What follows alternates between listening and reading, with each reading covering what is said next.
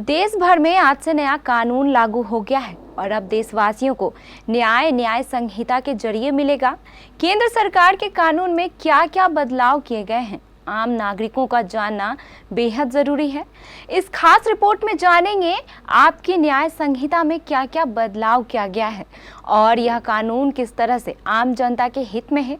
नए कानून न्याय संहिता से जुड़ी पूरी जानकारी देखिए इस खास रिपोर्ट में।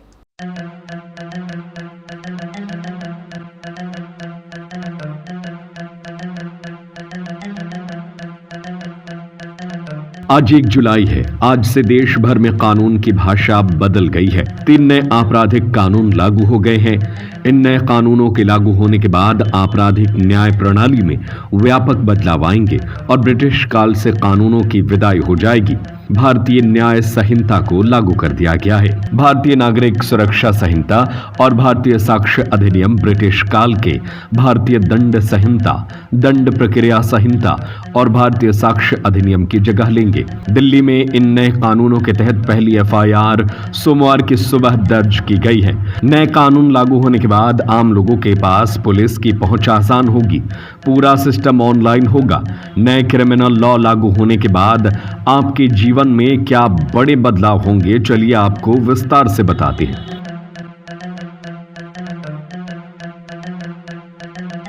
नए कानूनों से एक आधुनिक न्याय प्रणाली स्थापित होगी जिसमें 0 एफआईआर, पुलिस में ऑनलाइन शिकायत दर्ज कराना, एसएमएस के जरिए समन भेजने जैसे इलेक्ट्रॉनिक माध्यम और सभी जघन्य अपराध के वारदात स्थल की अनिवार्य वीडियोग्राफी जैसे प्रावधान शामिल होंगे। इसके अलावा महिलाओं, 15 वर्ष की आयु से कम उम्र के लोगों, 60 वर्ष की आयु से अधिक के लोगों तथा दिव्यांग या गंभीर बीमारी से पीड़ित लोगों को पुलिस थाने में आने से छूट दी जाएगी और वे अपने निवास स्थान पर ही पुलिस सहायता को प्राप्त कर सकते हैं। नए कानूनों के तहत अब कोई भी व्यक्ति पुलिस थाना गए बिना इलेक्ट्रॉनिक संचार माध्यम से घटनाओं की रिपोर्ट दर्ज करा सकता है। इससे मामला दर्ज कराना आसान और तेज हो जाएगा तथा पुलिस द्वारा त्वरित कार्रवाई की जा सकेगी।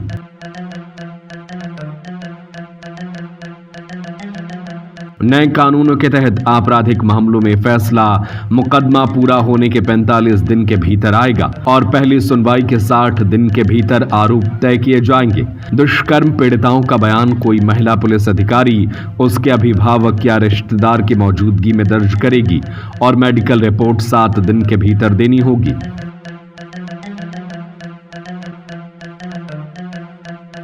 नए कानूनों में संगठित अपराधों और आतंकवाद के कृत्यों को परिभाषित किया गया है। राजद्रोह की जगह देशद्रोह लाया गया है और सभी तलाशी तथा जब्ती की कार्रवाई की वीडियोग्राफी कराना अनिवार्य कर दिया गया है।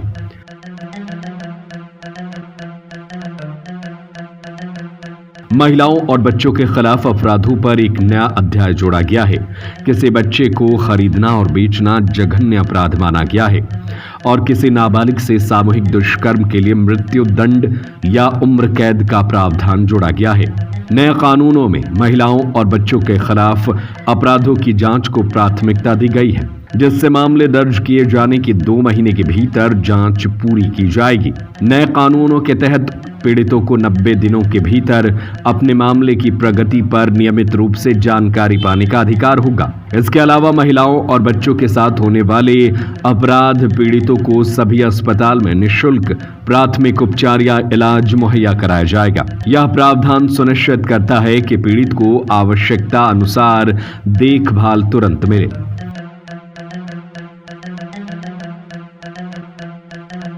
शादी का झूठा वादा करने, नाबालिग से दुष्कर्म, भीड़ द्वारा पीटकर हत्या करने, झपटमारी आदि मामले दर्ज किए जाते हैं। लेकिन मौजूदा भारतीय दंड संहिता में ऐसी कोई घटनाओं से निपटने के लिए कोई विशेष प्रावधान नहीं थे।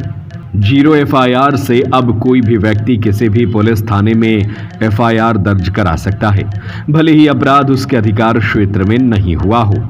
इससे कानूनी कार्रवाई शुरू करने में होने वाली देरी खत्म होगी और तुरंत मामला दर्ज किया जा सकेगा। नए कानून में जुड़ा एक दिलचस्प पहलू यह भी है कि गिरफ्तारी की सूरत में व्यक्ति को अपनी पसंद के किसी व्यक्ति को अपनी स्थिति के बारे में सूचित करने का अधिकार दिया गया है। इससे गिरफ्तार व्यक्ति को भी तुरंत सहयोग मिल सकेगा।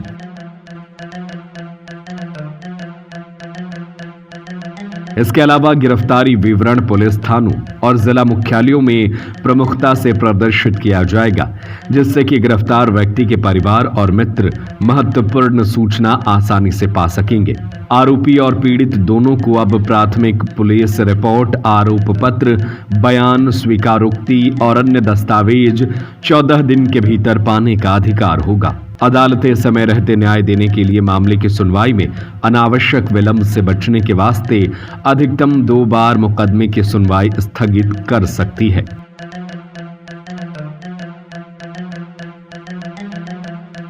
नए कानूनों में सभी राज्य सरकारों के लिए गवाह सुरक्षा योजना लागू करना अनिवार्य है, ताकि गवाहों की सुरक्षा व सहयोग सुनिश्चित किया जाए और कानूनी प्रक्रिया की विश्वसनीयता व प्रभाव बढ़ाया जाए।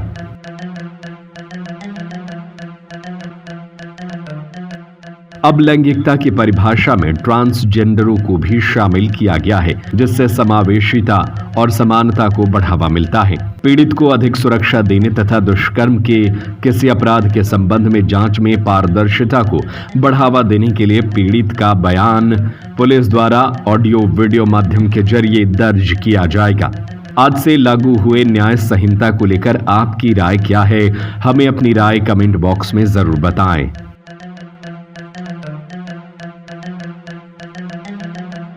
गायकी के शौकीनों के लिए शानदार खबर है। सुर संसार सीजन 1 की शानदार सफलता के बाद अब सुर संसार सीजन 2 वो जब याद आए, बहुत याद आए, गमे जिंदगी के अंधेरे में हमने चरागे मोहब्बत जलाए बुझाए।